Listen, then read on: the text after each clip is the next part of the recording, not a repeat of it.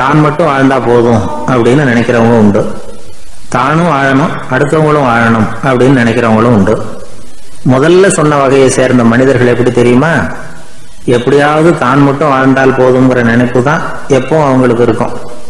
தங்களுடைய வளர்ச்சிக்கு எது தடையா இருந்தாலும் சரி, யார் தடையா இருந்தாலும் சரி, அதை அழிச்சுட்டு தான் மறுவேலை பார்ப்பாங்க. அவங்க எல்லாம் பாவ காரியங்களுக்கு தயங்குறதே இல்லை. அப்படிப்பட்ட வாழ்க்கை அவங்களுக்கே இடைஞ்சல அமைஞ்சு விடுறது உண்டு. அதை விளக்கறதுக்கு ஒரு கதையும் உண்டு.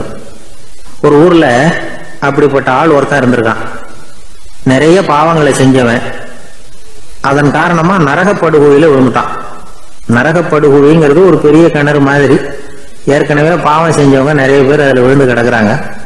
உள்ள ஏகப்பட்ட சத்தம், எல்லாம் அந்த பாவாத்மாக்கள் போடுற சத்தம். இப்போ விழுந்தானே இவனும் சத்தம் போட்டான். இவன் போடுற சத்தம் கொஞ்சம் அதிகமா கேட்டுது. இந்த கிணத்துக்கு பக்கத்துல புத்தர் உட்கார்ந்துருக்கிறார். அவர் காதுல இவன் போடுற சத்தம் விழுந்தது. உடனே அந்த கிணத்தடிக்கு போனார். குனிஞ்சு பார்த்தார். சாமி என்னை காப்பாத்துங்க அப்படின்னு கத்தனா இவன். புத்தர் அவனை கொஞ்சம் கவனிச்சு பார்த்தார். மனித சமுதாயத்துக்கு அவன் என்னென்ன கெடுதல் பண்ணியிருக்கிறாங்கிற விவரம் எல்லாம் அவர் மனக்கண்ணுல தெரிஞ்சது. அவருக்கு எல்லாம் புரிஞ்சு போச்சு. இருந்தாலும் அவனை காப்பாத்துறதுக்கு ஏதாவது வழி உண்டா அப்படின்னு யோசிச்சார். அவன் தன்னுடைய வாழ்நாள்ல ஏதாவது நல்லது செஞ்சிருக்கானா அப்படின்னு பார்த்தார். ஒரே ஒரு சமயம் அவன் தன்னுடைய காலடியில மிதிபட இருந்த சிலந்தியை மிதிக்காமல் தாண்டி போயிருக்கிறான். இந்த ஒரு காரியத்துக்காக அவனை கரையேற்ற முடியுமா அப்படின்னு நினைச்சார். அவ்வளவுதான். உடனே அவர் கையில ஒரு சிலந்தி வந்து உட்கார்ந்துதான். அதுகிட்ட இருந்து நூல் இழை வெளிவர ஆரம்பிச்சது. அந்த நூல் இழை கிணற்று ஆழம் வரைக்கும் அப்படியே நீண்டுகிட்டே போச்சான். புத்தர் பார்த்தார்.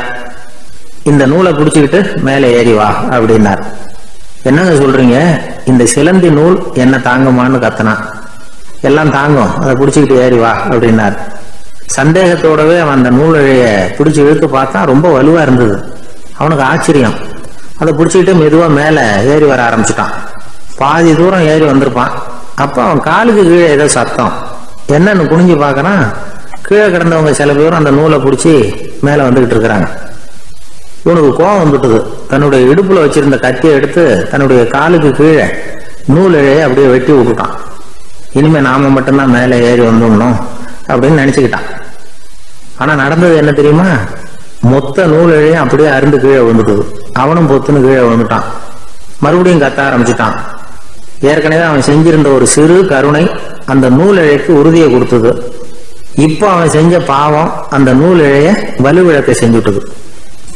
அடுத்தவங்களும் வாழணுங்கிற எண்ணம் அவனுக்கு இருந்திருந்தா இப்ப அவனும் கரையேறி வந்திருப்பான், மற்றவங்களும் சௌக்கியமா வந்து சேர்ந்திருப்பாங்க. அதனால நாமும் வாழணும், அடுத்தவங்களும் வாழணும் அப்படின்னு நினைக்கிறவன் வாழ்க்கையில சீக்கிரம் முன்னுக்கு வந்துருவான். ஒருத்தன் ஒரு டாக்டர் கிட்ட போனான், மருந்து வாங்கினான். வாங்கி கொண்டாந்து பேசாம வச்சுட்டான், சாப்பிடல. அப்புறம் எதுக்காக போய் அவர்கிட்ட மருந்து வாங்கினேன் அப்படின்னு கேட்டாங்க. டாக்டர் வாழணும் இல்லையா, அதனாலதான் அப்படின்னா. அவர் கொடுத்த மருந்தை நீ ஏன் சாப்பிடல அப்புறம் அப்படின்னு கேட்டாங்க. நான் வாழணும் இல்லையா, அதுக்காக தான் அப்படின்னா. அவர் ஒரு பெரிய குடும்பத்துல பிறந்தவர். இருக்கிற சொத்துக்கள் எல்லாத்தையும் வாரி வழங்கி விட்டு காட்டுக்கு புறப்பட்டார் தவம் செய்யறதுக்காக. இருந்தது ஊராவும் கொடுத்துட்டார். இனிமே எதுவுமே இல்லை கொடுக்கறதுக்கு. அப்போ கடைசியா ஒருத்தன் வந்து கையை நீட்டினானா, ஐயா ஏதாவது கொடுங்கன்னு இருக்கான். அவர் பார்த்தார். கட்டி இருக்கிற வேட்டியை தவிர வேற எதுவுமே இல்லை. 8 முழம் பட்டு வேட்டி, ஜரிகை கரையோட இருக்குது. கடைசியா அதை தான் எடுத்துக்கிட்டு அவர் புறப்பட்டு இருக்கார். அவர் பார்த்தார். எதிரில் அவன் பரிதாபமா நின்றுட்டு இருக்கிறான். அந்த 8 முழ வேட்டியை 2ஆ கிழிச்சார். 4 முழத்தை அவங்ககிட்ட கொடுத்தாரு. மீதி 4 முழத்தை தன்னுடைய இடுப்புல கட்டிட்டு அவர் காட்டுக்கு போயிட்டார். இவன் என்ன பண்ணான் தெரியுமா? கையில கிடைச்ச 4 முழத்தை எடுத்துக்கிட்டு கடை வீதிக்கு போனான். பழைய பட்டு வேட்டி ஜருகை இதெல்லாம் விலைக்கு வாங்குற வணிகர் ஒருத்தர் இருக்கார். அவர்கிட்ட போனான். இதை விலைக்கு எடுத்துக்கிறீங்களா அப்படின்னு கேட்டிருக்கான். அவர் வாங்கி பார்த்திருக்காரு. ஆஹா, இது ரொம்ப அருமையான வேட்டி, விலை உயர்ந்த ஜருகை, இது ஏது உனக்கு அப்படின்னு கேட்டாரான். அவன் நடந்தது சொல்லியிருக்கான். அப்படின்னா ஒண்ணு செய்ய, இந்த வேட்டியோட இன்னொரு பாதியையும் மெதுவா வாங்கிட்டு வந்துரு, உனக்கு நிறைய பணம் தர்றேன் அப்படின்னாரான் அந்த வணிகர். இவன் கொஞ்சம் யோசனை பண்ணி பார்த்தான். கொஞ்சம் இருங்கத்த வந்துடுறேன் அப்படின்னு சொல்லி இப்ப நேரா காட்டுக்கு போனான். அவர் எங்க இருக்காருன்னு தேடி கண்டுபிடிச்சான். அவர் ஒரு இடத்துல தவக்கோலத்துல இருக்கிறார். கட்டியிருந்த இடவேட்டியும் அவர் அறியாமல் நழுவி கீழே விழுந்து கிடக்குது. இவனுக்கு ரொம்ப வசதியா போச்சு. அவரை கேட்க வேண்டிய அவசியமே இல்லை. மெதுவா சத்தம் போடாம அடி மேல அடி வச்சு நெருங்கினா. அவர் கண்ணை மூடிக்கிட்டு அவர் பாட்டு நின்றுட்டு இருக்கிறார். இவன் மெதுவா போய் கீழே கிடந்த அந்த துணியை எடுத்துக்கிட்டு சத்தம் போடாம திரும்பி நடந்தான். ஒரு 2-3 அடி எடுத்து வச்சிருப்பான். அப்படி ஓட ஆரம்பிக்கிற சமயத்துல அவன் காலில் கீழே கிடந்த முள்ளு ஒண்ணு நறுக்குன்னு தைச்சு விட்டுது. வலி தாங்க முடியாம அம்மான்னு கத்திருக்கான். இந்த சத்தத்தினால கண்ணை மூடி நின்றுகிட்டு இருந்த அவரோட தவம் கலைஞ்சது. மெல்ல கண்ணை திறந்து பார்க்கிறார். தன் இடையில இருந்த வேட்டி அவன் கையில இருக்கு. இப்ப அவர் நினைக்கிறார், என்ன நினைக்கிறாருன்னா, இந்த வேட்டி மீது நான் வைத்த ஆசை அல்லவா அவனை திருடனாக ஆக்கி விட்டது அப்படின்னு நினைச்சாராம். இந்த வேட்டி மேல நாம வச்ச ஆசை அவனை திருடும்படி ஆக்கிவிட்டதே அப்படின்னு நினைச்சாராம். இது எப்பேற்பட்ட மனநிலை அப்படிங்கிறத கொஞ்சம் யோசனை பண்ணி பாருங்க. தான் ஒரு பொருள் மேல வச்ச பற்று இன்னொரு மனிதன் திருடனாக ஆகிறதுக்கு காரணம் ஆயிட்டுதேன்னு நினைக்கிறார். அப்படி நினைச்ச அந்த பெரியவர் யார் தெரியுமா? அவர் தான் மகாவீரர். இழந்துட்டேங்கிறிய, நீ என்னத்தை கொண்டுகிட்டு வந்த எங்க இழந்துடுறதுக்கு? நீ என்னத்தை உண்டாக்குன இது அழிஞ்சுட்டுதுன்னு சொல்றதுக்கு? இதுதான் அவருடைய சிந்தனை. இன்றைக்கு நம்ம சிந்தனையெல்லாம் வேற மாதிரி இருக்குது. ஒருத்தன் நடுத்தருவில் உட்காந்து அழுதுகிட்டு இருந்தான். அந்த வழியா வந்தவர் ஒருத்தர், ஏன்பா அழறேன்னு கேட்டாராம். 5 ரூபா சார், இந்த இடத்துல விழுந்துட்டுது, ரொம்ப நேரமா தேடுறேன், கிடைக்காது போல இருக்கு அப்படின்னு சொல்லிவிட்டு அழறான். எப்போ தொலைஞ்சதுன்னு கேட்டாராம் அவரு. அது எனக்கு தெரியாது சார், பணத்தை தொலைச்சவன் தேடி பார்த்துட்டு போயிட்டான், நான் அவனுக்கு பின்னாடி தேட வந்தவன் அப்படின்னு நானா. இவன் ஒரு சன்னியாசி. அவரு ஒரு நாள் ஒரு கனவு கண்டாராம். அந்த கனவுல அவர் சொர்க்கத்துக்கு போறார். அங்க ஒரு பெரிய திருவிழா நடந்துகிட்டு இருக்குது. எங்க பார்த்தாலும் அலங்கார வளைவுகள், வண்ணமயமான விளக்குகள், பாதைகள் பூரா மலர்கள், எல்லா கட்டடங்களும் ஒளிமயம். அவ்வளவு கோலாகலமா பிரம்மாண்டமா அந்த திருவிழா நடந்துகிட்டு இருக்குது. அது என்ன திருவிழாங்கிறது இந்த சன்னியாசிக்கு புரியல. அங்க எதிரில் வந்துகிட்டு இருந்த ஒருத்தரை நிறுத்தி, என்ன விசேஷம் இங்க அப்படின்னு விசாரிச்சாராம். உனக்கு தெரியாத விஷயம், இன்னைக்கு இறைவனுக்கு பிறந்த நாள், அதைத்தான் எல்லாரும் சேர்ந்து கொண்டாடுறோம். இதுக்காக பிரம்மாண்டமான ஊர்வலம் ஒன்று வரப்போகுது, இறைவனே அந்த ஊர்வலத்துல கலந்துகிறார் அப்படின்னார் அவரு. உடனே அந்த சன்னியாசி ஒரு மரத்து நிழல்ல ஒதுங்கி நின்றுகிட்டார். ஊர்வலம் வந்துகிட்டு இருக்குது. முதல்ல ஒரு குதிரை வந்துகிட்டு இருக்கு. அது மேல ஒருத்தர் உட்காந்துருக்கிறார். அவருக்கு பின்னாடி நிறைய பேர் கூட்டமா வந்துகிட்டு இருக்கிறாங்க. இவ்வளவு கூட்டம் இவர் பின்னாடி வருதே, யார் இவரு அப்படின்னு கேட்டார். ஒரு மதத்தின் பெயரை சொல்லி, இவர் அந்த மதத்தின் தலைவர், அவரை பின்பற்றுகிற மக்கள் கூட்டம் பின்னாடி வந்துகிட்டு இருக்குது அப்படின்னு விவரம் சொல்லியிருக்கிறாங்க. இவங்களுக்கு அடுத்தபடியா இன்னொரு குதிரையில ஒருத்தர் வந்துகிட்டு இருக்கிறார். அவருக்கு பின்னாடி ஏகப்பட்ட கூட்டம். இவர் யாருங்க அப்படின்னு கேட்டிருக்காரு சன்னியாசி. அங்க இருக்கிறவங்க விவரம் சொல்லியிருக்கிறாங்க. இன்னொரு மதத்தின் பெயரை சொல்லி, இவர் அந்த மதத்தினுடைய தலைவர், அவர் வழியை பின்பற்றுகிறவர்கள் அவர் பின்னாடி கூட்டமா வந்துகிட்டு இருக்கிறாங்க அப்படின்னு இருக்காங்க. இப்படி ஒவ்வொருத்தரா குதிரை மேல வந்துகிட்டே இருக்கிறாங்க. அவங்கள பின்பற்றியும் ஒவ்வொரு கூட்டம் வந்துகிட்டே இருக்குது. அந்த பெரிய ஊர்வலம் அது பாட்டுக்கு போயிட்டு இருக்குது. கடைசியா அது முடிஞ்சது ரொம்ப நேரம் கழிச்சு. அதுக்கப்புறம் கொஞ்ச நேரம் கழிச்சு ஒரு வயசான ஆள் குதிரை மேல வந்துகிட்டு இருக்கிறார். ஆனா அவருக்கு பின்னாடி யாருமே இல்லை. அவர் பரிதாபமா தனியா வந்துகிட்டு இருக்கிறார். அவர் அந்த ஊர்வலத்தை சேர்ந்தவரா இல்லையாங்கிறதே தெரியல. இவர் யாரு, இவர் ஏன் இப்படி தனியா வந்துகிட்டு இருக்கிறார் அப்படின்னு கேட்டிருக்காரு அந்த சன்னியாசி. என்னது இப்படி கேட்குறீங்க? இவர் தான் கடவுள், இவருக்காக தான் இன்னைக்கு இந்த ஊர்வலமே நடக்குது, இவருக்கு தான் இன்னைக்கு பிறந்த நாள், முன்னாடி போற ஊர்வலம் பூரா இவருடைய பிறந்த நாளை கொண்டாடுறதுக்காக தான் அப்படின்னு இருக்காங்க. இதை கேட்டதும் அந்த சன்னியாசிக்கு திடுக்குன்னு தூக்கி போட்டிருக்கு. இது வரைக்கும் கனவு கண்டுகிட்டு இருந்தவர் மூச்சுக்கிட்டார். அதுக்கப்புறம் தான் யோசிச்சு பார்த்துருக்கார். உண்மைதான், மக்கள் எல்லாரும் பக்தி மார்க்கத்தில் போறதா நினைச்சுக்கிட்டு பாதை மாறி போயிட்டு இருக்கிறாங்க. கடவுளை பின்பற்றுவதாக நினைக்கிறாங்க பக்தர்கள். ஆனா கடவுளுக்கு பின்னாடி யாருமே இல்லை. இன்னமும் இயல்பா இதை பத்தி யோசிச்சு பார்த்தா, உண்மைக்கு பின்னாடி தான் நான் போய்கிட்டு இருக்கேன் அப்படின்னு நிறைய பேர் சொல்றாங்க. ஆனா அந்த உண்மை அனாதையா போய்கிட்டு இருக்குது. அப்படி ஆயிட்டுது உலகம். இந்த காலத்திலயும் ஒரு ஊர்வலம், ஒரு பெரிய மனுஷருக்கு பிறந்த நாள் விழா. அவர் குதிரை மேல ஏறி முன்னாடி போயிட்டு இருக்கிறார். அவருக்கு பின்னாடி ஒரு 100 பேர் தொண்டர்கள் அவங்க பாட்டுக்கு போறாங்க. எல்லாம் பணம் கொடுத்து ஏற்பாடு பண்ணவங்க. எல்லாம் பணம் வாங்கிட்டு பின்னாடி போயிட்டு இருக்கிறாங்க. கொஞ்சம் தூரம் நடந்ததும் கால் வலிக்க ஆரம்பிச்சுட்டுது. ஒவ்வொருத்தரும் அப்படியே ஒதுங்க ஆரம்பிச்சுட்டாங்க. அதான் முன்னாடியே பணம் கிடைச்சிட்டுதே, இனிமே ஒதுங்கினா என்னன்னு ஒதுங்கிட்டாங்க. ஒரு கட்டத்தில் குதிரையில் போகிறவர் தற்செயலாக திரும்பி பார்க்குறாரு, பின்னாடி யாருமே இல்லை, எல்லாரும் ஓடி போயிட்டாங்க. ஒரே ஒரு ஆள் மட்டும் ரொம்ப விசுவாசமாக பின்னாடி நடந்து வந்துக்கிட்டு இருந்தான்.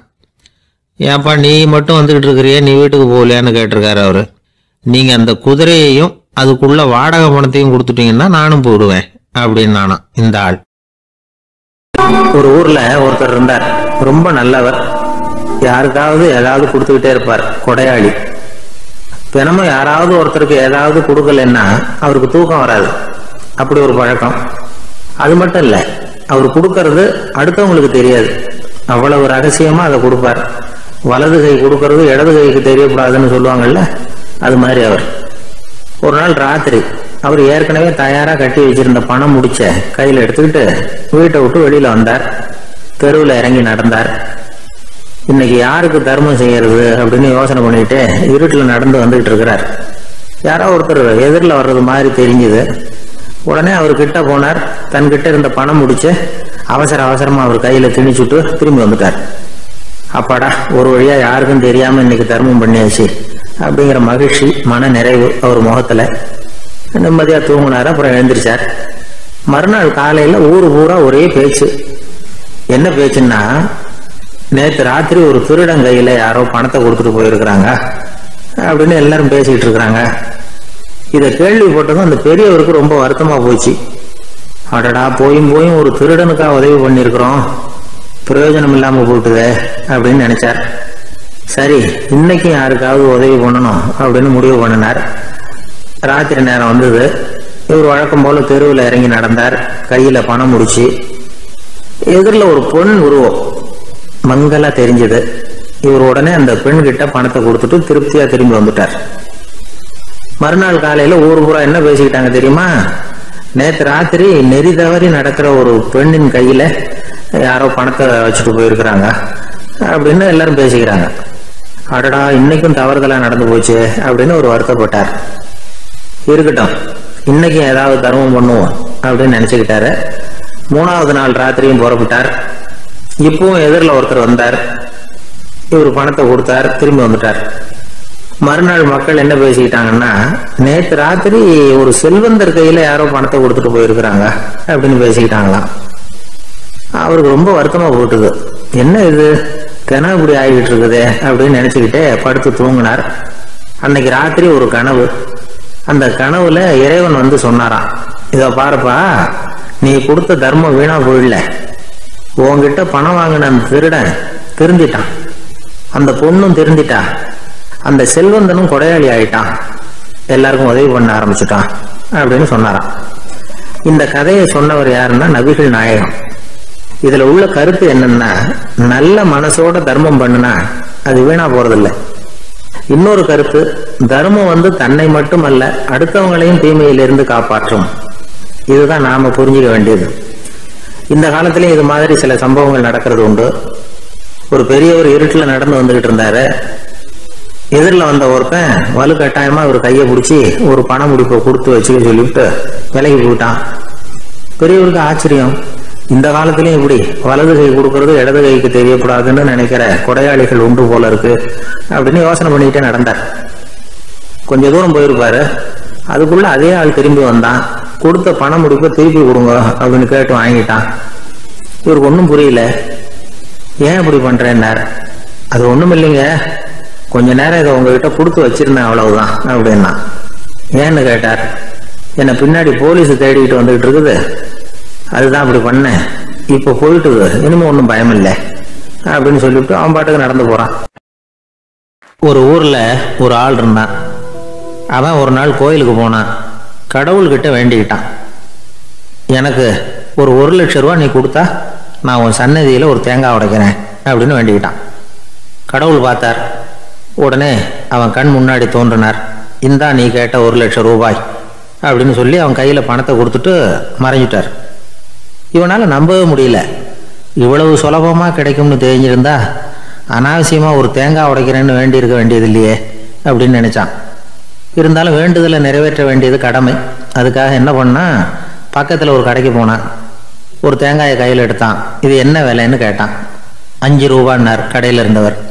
அதிகமாக இருக்குதே விலைன்னா.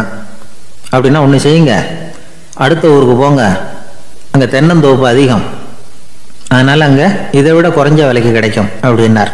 சரின்னு அடுத்த ஊருக்கு கிளம்புனான். அங்கே போய் விசாரித்தான். ஒரு தேங்காய் 3 ரூபாய் விலைன்னாங்க. இதுவும் அதிகமாக தெரியுதுன்னா. அப்படின்னா ஒன்று செய்ய, அதுவும் அந்த ஆற்று ஓரமாக ஒரு தென்னை மரம் இருக்கு பார், அதில் நீயே ஏறி பறிச்சுக்கோ, ஒரு தேங்காய்க்கு 1 ரூபா கொடுத்தா போதும் அப்படின்னார் அந்த தோப்புக்கு சொந்தக்காரரு. இவனுக்கு மரம் ஏற தெரியாது, இருந்தாலும் ஆசை யாரை விட்டுது, விலை சல்லிசா இருக்குதே.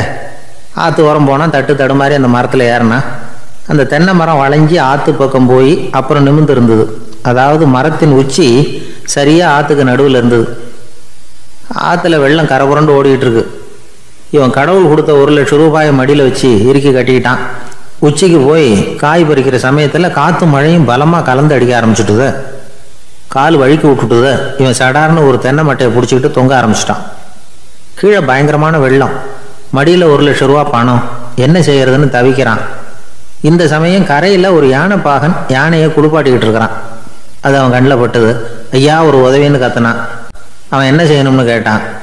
உன் யானையை மெதுவாக இங்கே அழைச்சிட்டு வா, எனக்கு நேராக கீழே நிறுத்து, என் காலை பிடிச்சி மெதுவாக கீழே இறக்கி விட்டுரு, என் மடியில் இருக்கிற பணத்தில் உனக்கு 10,000 ரூபா தரேன் அப்படின்னா. அவன் பார்த்தான், காலை கையை பிடிச்சா கூட எவனும் இந்த காலத்தில் 10 ரூபாய்க்கு மேலே தரமாட்டேங்கிறான், இவன் காலை பிடிச்சா 10,000 தர்றேங்கிறான் அப்படின்னு யோசனை பண்ணான். உடனே யானையை கொண்டுட்டு போனான். அவனுக்கு நேராக கீழே நிறுத்தினான். அவன் காலை பிடிச்சான், அவ்வளவுதான். அந்த நேரம் பார்த்து யானை மெதுவாக நடந்து அப்பால் போட்டுது.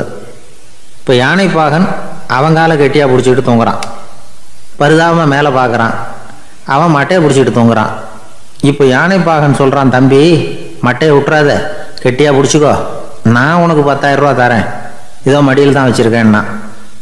மேலே தொங்குறவனுக்கு இந்த நிலைமையிலேயும் ஒரு சந்தோஷம், மேற்கொண்டு ஒரு 10,000 ரூபா நமக்கு கிடைக்கும் போல இருக்கே அப்படின்னு. இந்த சமயத்தில் ஒருத்தன் ஒட்டகத்தை ஓட்டிகிட்டு வந்தான் அந்த பக்கமாக குளிப்பாட்டுறதுக்கு. யானை பாகம் பார்த்துட்டான். ஐயா ஒட்டகக்காரரே, அதை இங்கே கொண்டுட்டு வா, எங்கள் காலை பிடிச்சி பத்திரமா இறக்கி விடு, நாங்கள் பணம் கொடுக்குறோம்னா. அவனும் பணத்துக்கு ஆசைப்பட்டு வந்தான். அவன் காலை பிடிக்கிற சமயம் ஒட்டகமும் நழுவி போட்டுது. இப்போ 3 பேருமே வரிசையாக தொங்குறாங்க. ஒட்டகக்காரன் கத்துறான், தம்பி மட்டையை விட்டுறாத, கெட்டியாக பிடிச்சிக்கோ, நான் என் மடியில் இருக்கிற 5,000 உனக்கு தந்துடுறேன்னா. மேலே தொங்குறவனுக்கு இன்னமும் சந்தோஷம், இவனும் பணம் தர்றேங்கிறான் அப்படின்னா இன்னைக்கு நமக்கு மொத்த பண வரவு எவ்வளவு அப்படின்னு ஒவ்வொன்றா கூட்டி பார்க்க ஆரம்பித்தான். மனக்கணக்கு சரியாக வரல, அதனால் அப்படியே விரலை விட்டு எண்ண ஆரம்பித்தான். அவ்வளவுதான், மட்டையை விட்டுட்டு கை நழுவி வந்துட்டுது. 3 பேரும் பொத்துன்னு ஆற்றுல விழுந்தாங்க. படாத பாடுபட்டு தட்டு தடுமாறி கரைக்கு வந்து சேர்ந்தாங்க. 3 பேர் மடியில் இருந்த பணமும் ஆற்றோட போட்டுது. பேராசை பெருநஷ்டம் அப்படின்னு ஒரு பழமொழி இருக்குல்ல, அதை விளக்கறதுக்காக சொல்லப்பட்ட கதை இது. இந்த காலத்தில் ஒருத்தர் ஒரு நீச்சல் குளத்தில் நீச்சல் அடிச்சுக்கிட்டு இருக்கிறார். காவலுக்கு இருந்தவர் அதை கவனிச்சுட்டார். கரையிலேருந்து சத்தம் போட்டாராம், இதோ பாருங்க, இங்கே ராத்திரி 8 மணிக்கு மேலே நீச்சல் அடிக்கிறது சட்டப்படி குற்றம், அதுக்கு அனுமதி கிடையாது, தெரியாதா உங்களுக்கு அப்படின்னாராம். இதுக்கு அவரு, ஐயையோ நான் நீச்சல் அடிக்க வந்தவன் இல்லைங்க, சும்மா சுற்றி பார்க்க வந்தவன், தடுமாறி குளத்தில் விழுந்துட்டேன், நீச்சல் தெரியாது, அதனால் தத்தளிச்சுக்கிட்டு இருக்கிறேன் அப்படின்னு கத்துனாராம். கரையில் இருந்தவர் பார்த்தார். ஓ அப்படின்னா சரி, அதுக்கு ஒன்றும் தடை இல்லை அப்படின்னு சொல்லிவிட்டு அவர் பாட்டு நடந்து போயிட்டாராம். நம்மள மாதிரி ஒரு ஆசாமி அவன் நம்மள மாதிரியே கற்பனை பண்ணான். அதாவது நாம தான் இந்த உலகத்துல ரொம்பவும் கஷ்டப்படுறோம், மற்றவங்க எல்லாம் சந்தோஷமா இருக்கிறாங்க அப்படின்னு அவன் நினைச்சுக்கிட்டான். அவன் ஒரு நாள் கடவுளை வேண்டிக்கிட்டானா, சுவாமி இந்த உலகத்துல எவ்வளவோ பேர் இருக்கிறாங்க, ஒவ்வொருத்தருக்கும் ஒவ்வொரு விதமான கஷ்டம் இருக்கலாம், ஒத்துக்கிறேன், இருந்தாலும் எனக்கு அது கொஞ்சம் அதிகமா இருக்கிறது மாதிரி தெரியுது, அதனால நீங்க எனக்காக ஒரு சின்ன உதவி செஞ்சா போதும். அது வேற ஒண்ணும் இல்லை, என்கிட்ட இருக்கிற துயரங்களை இன்னொருத்தர் யாருகிட்டயாவது கொடுத்துருங்க, அவர்கிட்ட இருக்கிற துயரங்களை என்கிட்ட மாத்தி கொடுத்துருங்க, ஒரு மியூச்சுவல் டிரான்ஸ்பர், அவ்வளவுதான், அப்படி பண்ணிவிட்டா போதும் அப்படின்னு வேண்டிக்கிட்டானான். அன்னைக்கு ராத்திரியே அவன் ஒரு கனவு கண்டிருக்கான். வானத்திலிருந்து ஒரு குரல் கேட்டிருக்கு. அது என்ன சொல்லிச்சு தெரியுமா? ஏ ஜனங்களே, எல்லாரும் அவங்கவுங்க கஷ்டங்களை ஒரு பையில போட்டு எடுத்துக்குங்க, அப்படி எடுத்துக்கிட்டு நேரா இந்த ஊர் எல்லையில இருக்கிற கோயிலுக்கு வந்து சேருங்க அப்படின்னு அந்த குரல். ஆஹா, கடவுள் நம்ம பிரார்த்தனைக்கு செவி சாய்ச்சுட்டார் அப்படின்னு சந்தோஷப்பட்டான் இவன். உடனே என்ன பண்ணான், தன்கிட்ட இருந்த கஷ்டத்தையெல்லாம் ஒரு சாக்கு பையில போட்டு எடுத்துக்கிட்டான். வீட்டை விட்டு வெளியில வந்தான். தெருவில் இறங்கி நடக்கிறான். அங்க பார்த்தா ஏகப்பட்ட பேர் ஆளுக்கு ஒரு பைய தூக்கிக்கிட்டு கோயிலுக்கு போயிட்டு இருக்கிறாங்க. சில பேர் மூட்டையா கட்டி தலையில சுமந்துக்கிட்டு போயிட்டு இருக்கிறாங்க. இவன் பார்த்தான். இவனுக்கு ரொம்ப ஆச்சரியமா இருந்தது. ஏன்னா எல்லாரும் வச்சிருக்கிற பைய இவன் பைய விட பெருசா இருந்தது. இவன் பை தான் இருக்கிறதுலயே கொஞ்சம் சின்னதா தெரிஞ்சது. இப்ப அவன் மறுபடியும் சாமியை வேண்டிக்கிட்டான். கடவுளே, இப்ப உள்ள சூழ்நிலையை கவனிச்சா என்கிட்ட இருக்கிற பைய பரவாயில்லன்னு தோணுது. அதனால வேற பைய எதையும் மாத்த வேணாம், இதுவே பரவாயில்ல, இந்த பையோட திரும்பி வீட்டுக்கு போனா போதும்னு நினைக்கிறேன் அப்படின்னு ஏதோ நினைக்க ஆரம்பிச்சுட்டாங்க. எல்லாரும் கோயிலுக்கு போய் சேர்ந்தாங்க. கோயில்ல அந்த குரல் மறுபடியும் கேட்டது. எல்லாரும் அவங்கவுங்க பைகளை சோகத்துல தொங்க விடுங்க, திடீர்னு விளக்குகள் அணையும், மணி அடிக்கப்படும், அதுதான் அடையாளம். அந்த சமயத்துல இருட்டுல உங்களுக்கு வேண்டிய பைய நீங்க மாத்தி எடுத்துக்கலாம், தேர்ந்தெடுத்துக்கலாம். வெளிச்சம் இருக்கிறப்பவே உங்களுக்கு பிடிச்ச பைக்கு பக்கமா பார்த்து நீங்க நின்னுக்கலாம் அப்படின்னு சொல்லி விவரம் சொல்லிச்சான் அந்த குரல். அப்படி சொன்னதுக்கு அப்புறம் திடீர்னு விளக்கு அணைஞ்சுது, மணி அடிச்சுது. கொஞ்ச நேரம் கழிச்சு மறுபடியும் விளக்குகள்லாம் எரிஞ்சுது. இப்போ பார்த்தா எல்லாரும் அவங்கவுங்க பையே கெட்டியா பிடிச்சிட்டு நிக்கிறாங்க. இவனும் அப்படியே நிக்கிறான். இவன் மெதுவா பக்கத்துல நிக்கிறவங்க கிட்ட கேட்டானா, ஏன் நீங்க பைய கையிலேயே வச்சிருக்கிறீங்க, செவுத்துல மாட்டலையா அப்படின்னு கேட்டிருக்கான். இல்லப்பா, நீ ஏன் கையிலேயே வச்சிருக்கிறியோ அதே காரணத்துக்காக தான் நாங்களும் வச்சிருக்கிறோம். நம்ம கவலைகளை பத்தி நமக்கு ஓரளவுக்காவது தெரியும். ஆனா மற்றவங்க கவலைகள் நமக்கு பரிச்சயம் இல்லாதவை, பழக்கம் இல்லாதது. அதனால நமக்கு தெரிஞ்ச கவலைகளை சமாளிக்கிறது சுலபம். தெரியாததை சமாளிக்கணும்னா மறுபடியும் ஆரம்பத்தில இருந்து ஆரம்பிக்கணும். அதனால பழைய நண்பர்களோடு வாழறது தான் மேல் அப்படின்னு ஆனான். அதுக்கப்புறம் அவன் தன்னோட பைய போதும்னு வீட்டுக்கு திரும்பி வந்துட்டானான். இது ஒரு பெரியவர் சொல்லி இருக்கிற கதை. அதனால நம்ம கிட்ட இருக்கிற கஷ்டங்கள் தான் பெருசு, அதை இன்னொருத்தங்கிட்ட கொடுத்துட்டு மாத்திக்கலாம் அப்படின்னு நினைக்கிறது தப்பு. இதே மாதிரி இன்னொரு சம்பவம். ஒரு ஊர்ல ஒரு நாள் ராத்திரி ஆகாயத்திலிருந்து கடவுள் குரல் கேக்குது. இந்த ஊர்ல இருக்கிற ஜனங்கள்லாம் கொஞ்சம் கவனிங்க, உங்களுக்கு ஒரு செய்தி. அதாவது இங்க இருக்கிற ஜனங்கள்லயே கொஞ்சம் கூட கவலையே இல்லாத ஆள் யாருன்னு எனக்கு தெரியணும். அதனால எல்லாரும் அவங்க கவலைகளை ஒரு பையில போட்டு எடுத்துக்கிட்டு கோயிலுக்கு வாங்க அப்படின்னாரு கடவுள். உடனே வரிசையா எல்லாரும் வர ஆரம்பிச்சாங்க. எல்லார் கையிலயும் பை இருந்தது, சின்னதும் பெருசுமா. கவலையே இல்லாத ஆள் யாருன்னு தேடினார் கடவுள். ஒரே ஒரு ஆள் மட்டும் கையில எதுவும் இல்லாம வெறும் கையை வீசிக்கிட்டு ரொம்ப ஜாலியா நடந்து வந்துகிட்டு இருந்தான். கடவுள் அவங்ககிட்ட போனார். ஏப்பா, உனக்கு கவலையே இல்லையா அப்படின்னு கேட்டார். எனக்கும் சில கவலைகள்லாம் உண்டு அப்படின்னு அவன். எங்க அதெல்லாம்னு கேட்டிருக்காரு கடவுள். பின்னாடி லாரியில வந்துகிட்டு இருக்கு அப்படின்னு அவன். அசோக மன்னர் வந்துகிட்டு இருக்கார். அவருடைய ஆலோசகர்கள் எல்லாம் பக்கத்துல வந்துகிட்டு இருக்கிறாங்க. அந்த சமயத்துல எதிரில் ஒரு புத்த பிக்ஷு வர்றார். அசோகர் பார்க்கிறார். ஓடி போய் அவர் காலில் விழுந்து வணங்குறார். அசோக மன்னரின் தலை அந்த புத்த துறவியின் பாதத்துல பட்டுக்கிட்டு இருக்கு. பக்கத்துல நின்றுகிட்டு இருந்த அமைச்சருக்கு இது ரொம்ப சங்கடமா போச்சு. ரொம்ப வருத்தப்பட்டார். நம்ம அசோக சக்கரவர்த்தி எப்பேற்பட்டவர், அவரோட தலை ஒரு சன்னியாசியின் பாதத்துல படுறதா அப்படின்னு நினைச்சு ரொம்ப கவலைப்பட்டார். அரண்மனைக்கு திரும்பினதும் அமைச்சர் மெதுவா ஆரம்பிச்சார். அரசே, எனக்கு ரொம்ப வருத்தமா இருக்குது அப்படின்னார். எதுக்குன்னார் மன்னர்.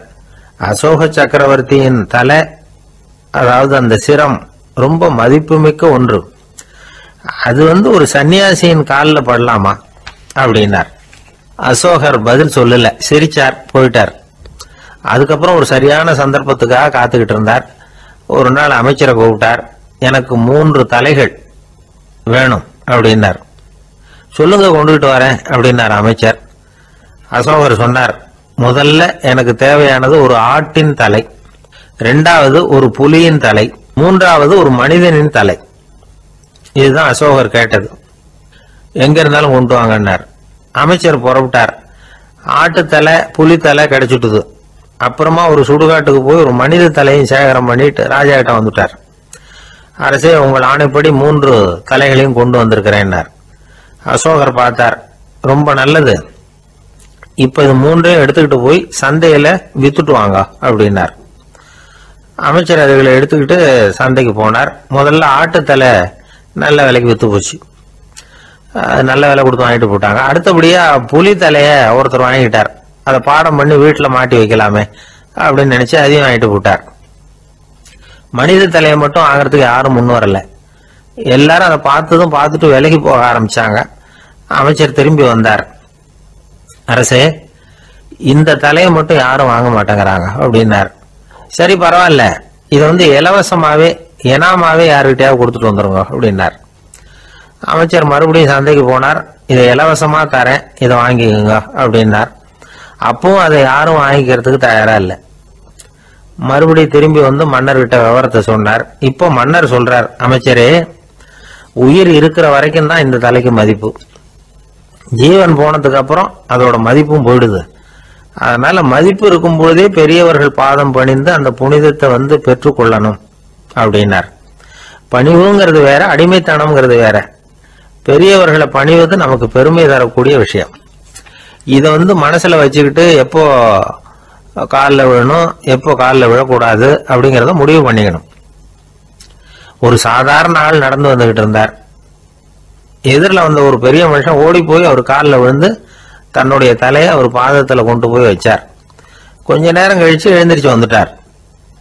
வந்த பிறகு இவரை கேட்டேன், ஏன் திடீர்னு ஓடி போய் அந்த ஆளு காலில் விழுந்தீங்க அப்படின்னு. அவர் போட்டிருக்கிறது என்னோட காணாம போன செருப்பான்னு கண்டுபிடிக்கிறதுக்காக அப்படி விழுந்தேன் அப்படின்னார். ஒரு காட்டுல ஒரு நரி இருந்தது. ஒரு நாள் காலை நேரம் அது தன்னுடைய இருப்பிடத்திலிருந்து வெளியில வந்தது. கொஞ்ச தூரம் நடந்து வந்தது. அப்பதான் அது தன்னோட நிழலை கவனிச்சு பார்த்தது. பார்த்தா அது ரொம்ப நீளமா பெருசா இருக்குது. காலை நேரத்துல நிழல் அப்படித்தானே இருக்கும்.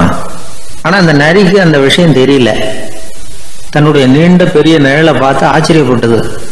ஆஹா, நாம இவ்வளவு பெருசாவா இருக்கிறோம் அப்படின்னா என்னுடைய காலை சாப்பாட்டுக்கு ஒரு யானை இல்லைன்னா ஒரு ஒட்டகம் கிடைச்சாதான் சரியா இருக்கும் போல இருக்கு அப்படின்னு முடிவு பண்ணிட்டுது. உடனே ஒரு யானை அல்லது ஒட்டகத்தை தேடி அலைஞ்சது, எங்க கிடைக்கும்னு. கிடைக்கவே இல்லை. மத்தியானம் 12 மணி ஆயிட்டுது. பசியோட அலையுது. இப்ப தன்னோட நிழலை பார்த்தது. அது மத்தியான நிழல் எப்படி இருக்கும், அது ரொம்பவும் குறுகி போய் தெரிஞ்சது. உடனே அந்த நரி என்ன நினைச்சுக்கிட்டு தான் தெரியுமா, காலை ஆகாரம் சாப்பிடாததுனால நம்ம உடம்பு இப்படி அழிச்சு போட்டுது அப்படின்னு நினைச்சுக்கிட்டு தான். கொஞ்ச நேரம் கழிச்சு மறுபடியும் தன்னுடைய நிழலை பார்க்குது. அது இன்னமும் குறுகி போய் காலடியிலேயே வந்துட்டுது. அதுக்கு பயமா போயிடுது. ஐயோ, இன்னும் கொஞ்ச நேரத்துல நாம இறந்துருவோம் போல இருக்க. இப்ப என்ன செய்யறது? இந்த சமயத்துல ஒரு எறும்பு கிடைச்சா கூட போதும், அதை நம்ம காலை ஆகாரமா நினைச்சு சாப்பிட்டு விடலாமே அப்படின்னு நினைச்சுதான். நம்முடைய நிழல் கூட நம்மள மாதிரியே தான் அடிக்கடி மாறிக்கிட்டே தான் இருக்குது. அது எப்பவும் ஒரே மாதிரி இருக்கிறது இல்ல. மனிதனுக்கு ஏற்படுகிற தன்முனைப்பு இருக்கு பாருங்க, ஈகோ, அது கூட ஒரு நிழல் மாதிரி தானா. அப்படி நினைக்க ஆரம்பிச்சுட்டா அதனால ஏதும் பிரச்சனை வராதான். தன்முனைப்பை நிழல் போலவே ஏற்றுக்கொள்ளுங்கள் அப்படிங்கிறது பெரியவங்க கருத்து. ஒரு காரியத்தை வெற்றிகரமா நல்ல விதமா செஞ்சு முடிக்கிறோம்னு வச்சுக்கோங்க. அந்த சமயத்துல ஒரு வித நுட்பமான தற்பெருமை நமக்குள்ள உண்டாகுது. இது இயற்கையானது, அதனால இது மேல பற்று வைக்கக்கூடாது. அப்படி வைக்க ஆரம்பிச்சுட்டா அந்த தற்பெருமை ஒரு நிரந்தர விருந்தாளியா நம்ம கிட்ட தங்கிக்கும். நம்ம நிழல் எப்படின்னு பாருங்க, நாம நடக்கும் பொழுது நம்ம பின்னாடியே வரும். தன்முனைப்பையும் அப்படியே நினைச்சுக்குங்க. நிழல் யாருக்கும் எந்த பிரச்சனையையும் உண்டாக்குறது இல்லை.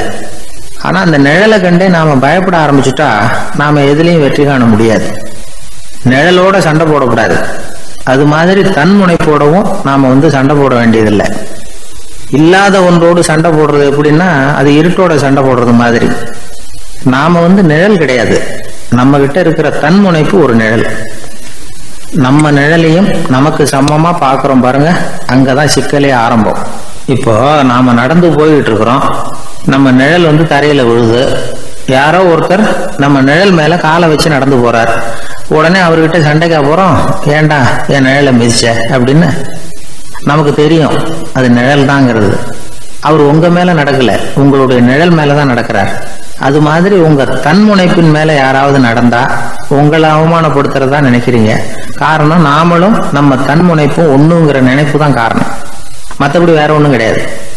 நம்ம நிழல் மேல நடக்கிறவர் நம்மளை காயப்படுத்துறது இல்லை. தன்முனைப்பை வேண்டாத ஒன்னாவும் பார்க்க வேண்டியதில்லை.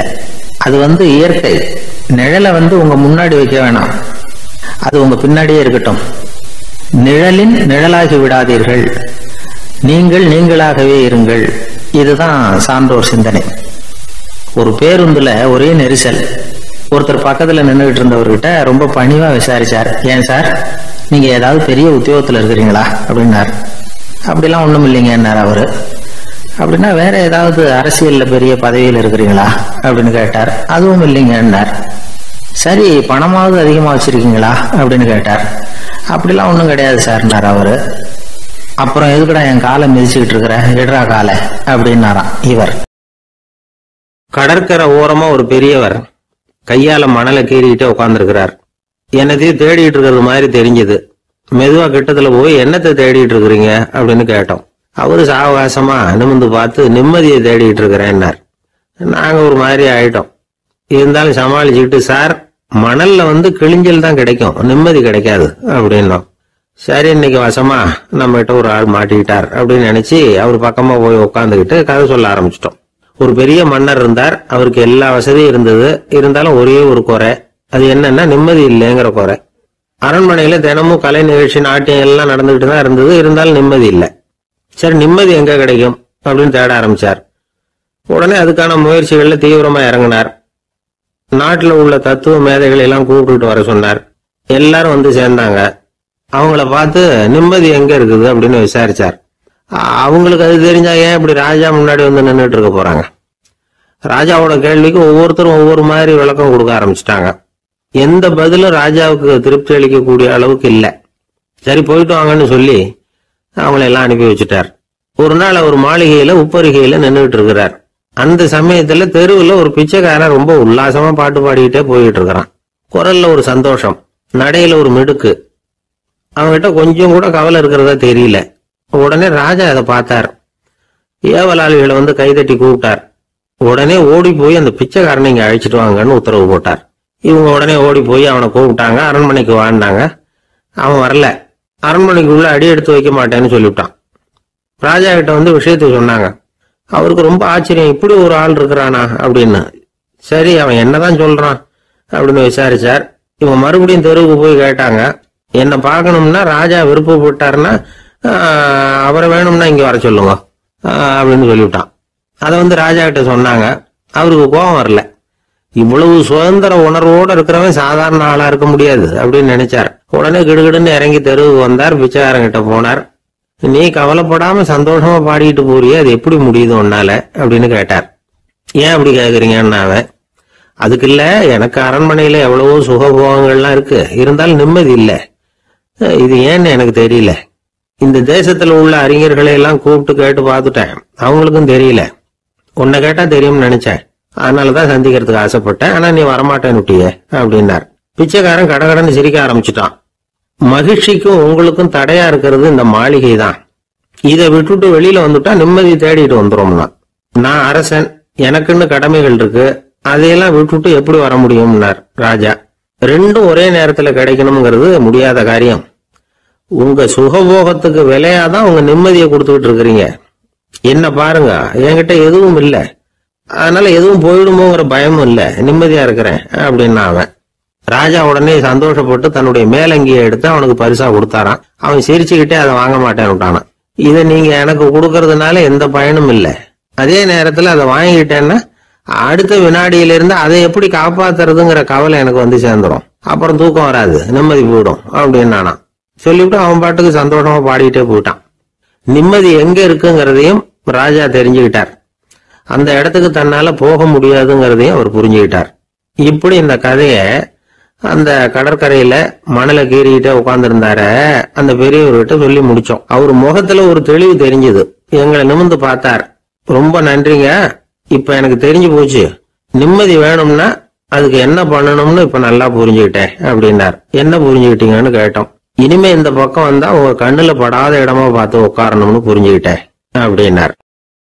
ஒரு ஊர்ல ஒரு ஆள் இருந்தான், தையல் கடை வச்சிருந்தான். அவங்கிட்ட ஒருத்தன் ஒரு சட்டை துணி எடுத்து கொடுத்து தைக்க சொல்லியிருந்தான். வர்ற சனிக்கிழமை வா, வாங்கிட்டு போ அப்படின்னு அவன் சொல்லியிருந்தான். அதே மாதிரி அவன் வந்தான். அவன் தச்சு வச்சிருந்த சட்டையை கொடுத்தான். இவன் வாங்கி அங்கேயே போட்டு பார்த்தான். கை நீளம் ஒண்ணுக்கு ஒண்ணு வித்தியாசமா இருந்தது. வலது கை இடது பக்கத்தை விட நீளம் குறைச்சலா இருந்தது. அவன் முணுமுணுக்க ஆரம்பிச்சுட்டான், என்ன இது இப்படி தைச்சுட்டியேன்னு.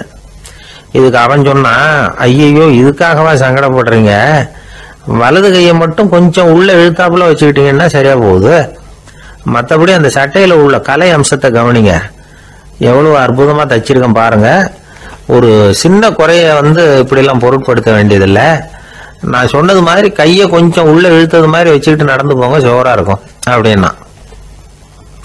அவனும் யோசிச்சு பார்த்தான், சரியான யோசனையாக தான் தோணுச்சு. கொஞ்சம் முயற்சி பண்ணி வலது கையை கொஞ்சம் உள்ள இழுத்து சட்டை சரியா இருக்கிறது மாதிரி பண்ணிட்டான். இப்போ மறுபடியும் ஒரு பிரச்சனை, வலது கையை உள்ள இழுத்த மாதிரி அப்படியே வச்சுக்கிட்டதும் முதுகு பக்கம் கொஞ்சம் துணி தளர்த்தியா தொங்குறது மாதிரி தெரிஞ்சது. என்ன இது முதுகு பக்கம் துணி குவிஞ்சுட்டுதே தொங்குதே அப்படின்னா மறுபடியும், அடடா இதுக்காகவா கவலைப்படுறீங்க, உடம்ப அதுக்கு தகுந்த மாதிரி கொஞ்சம் வளைச்சிக்கிட்டா சரியா போடுது, இதுக்காக அந்த அழகான தையலை பிரிச்சு அதுல உள்ள கலை அம்சத்தை கெடுக்கிறதுக்கு என் மனசு இடம் தரல, எவ்வளவுக்கு தளர்த்தியா இருக்கோ அவ்வளவுக்கு கொஞ்சம் உடம்ப வளைச்சி அப்படி குனிஞ்சது மாதிரி போங்க போதும் அப்படின்னா. அதுவும் நல்ல யோசனையா தான் பட்டுது இவனுக்கு. சரின்னு சொல்லிவிட்டு புறப்பட்டான். தெருவில் இறங்கினான், கையை கொஞ்சம் உள்ள இழுத்தான், உடம்ப கொஞ்சம் முன்னால வளைச்சான், சட்டைக்கு தகுந்த மாதிரி உடம்ப பண்ணிட்டான், மெதுவா நடந்து போறான். இப்போ எதிரில் இன்னொருத்தன் வரான், இவனை பார்க்கறான், இவன் போட்டிருக்கிற சட்டையை பார்க்கறான், ஆஹா அற்புதம்ங்கிறான். சும்மா சொல்லக்கூடாது, ரொம்ப நல்லா இருக்கு, நிச்சயமா இது இந்த ஊர் மேல தெருவில் இருக்கிற ஒருத்தன் இருக்கானே அவன் தச்சதா தான் இருக்கணும் அப்படின்னா. இதை கேட்டதான் அவனுக்கு ஆச்சரியம், எப்படி அவ்வளவு கரெக்டா கண்டுபிடிச்சிங்க அப்படின்னு கேட்டிருக்கான். இதுக்கு அந்த வழிபோகன்னு சொன்னானா, அவன் ரொம்ப கெட்டிக்காரன், உங்களை மாதிரி உடம்பும் கையும் வளைஞ்சு போன ஒரு ஆசாமிக்கு அவனை தவிர வேற யாராலேயும் இவ்வளவு பொருத்தமான ஒரு சட்டையை தைக்க முடியாது அப்படின்னானா. பாருங்க, அவனுக்காக இவன் அனுசரிக்க போய் இவனோட நிலைமை எப்படி ஆயிடுது பாருங்க. இதே மாதிரி தான் சில சடங்குகளும் சம்பிரதாயங்களும் நம்மளை கோமாளி ஆக்கி விட்டுரும். எதுவா இருந்தாலும் அதுல அறிவுபூர்வமான அணுகுமுறை அவசியம். ஒரு நர்ஸ் அவசரமா ஓடி டாக்டர் கிட்ட சொல்லிச்சான், டாக்டர் ஒரு தப்பு நடந்து போச்சு, 10ஆம் நம்பர் பெட்ல இருக்கிற பேஷண்ட்டுக்கு காலில் ஆபரேஷன் பண்றதுக்கு பதிலாக கையில ஆபரேஷன் பண்ணி விட்டீங்க, கை ஆபரேஷன் பண்ணிக்க வேண்டிய ஆள் 7ஆம் நம்பர் பெட்ல இருக்கார் அப்படின்னு தான். அதுக்கு ஒரு பதட்டப்படாம சொன்னாராம், பரவாயில்ல இவரை தூக்கி 7ஆம் நம்பர் பெட்ல போட்டுரு அப்படின்னாராம்.